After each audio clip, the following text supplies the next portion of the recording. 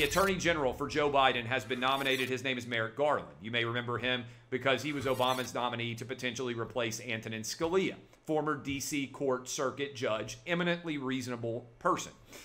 He is nominated to be the next Attorney General of the United States. He was asked at his hearing whether or not biological men should be able to play women's sports, and he said that was a tough question. This is not a tough question. Biological men should not be able to play women's sports because biological men have physical advantages that women don't. They are bigger, stronger, and faster than women.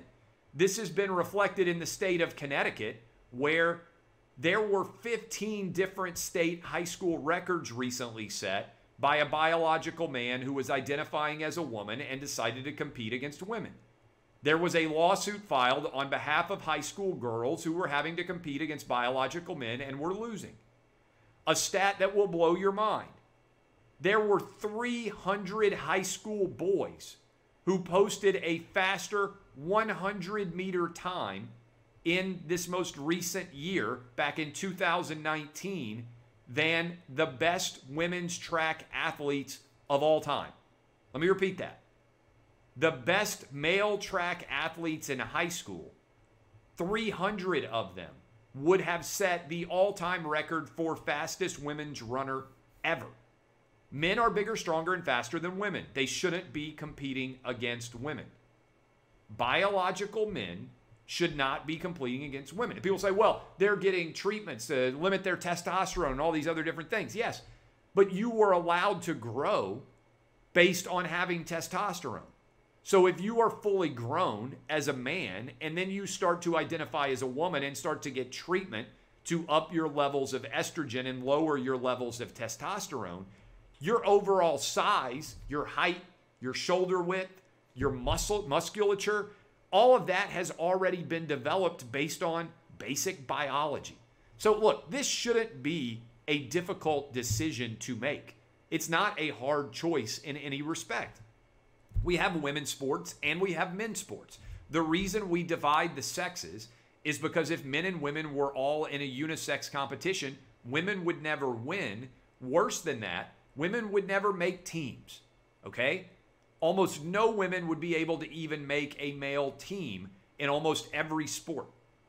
That's why we separate the sexes, because biology is real and men are bigger, stronger, and faster than women. It doesn't mean that some women are not bigger, stronger, and faster than some men, okay?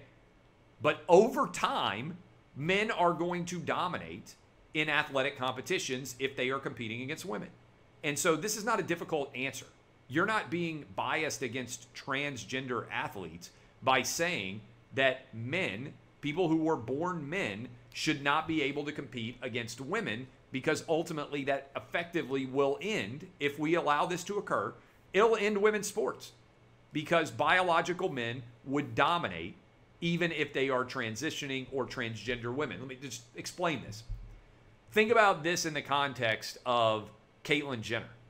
If Bruce Jenner, after winning the Olympics in 1976, had decided suddenly to become a woman after he won the decathlon as a man, he would have easily won the decathlon the next time he could have competed as a woman.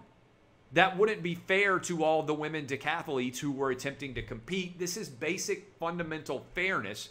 It also pits transgender issues against Title IX. It's feminist against transgender-related issues. The reason why people don't want to make a choice there is they're having to choose on the identity politics pyramid, one side or the other. I'm telling you what the right answer is here. Women should compete against women, and men should compete against men. That's the answer.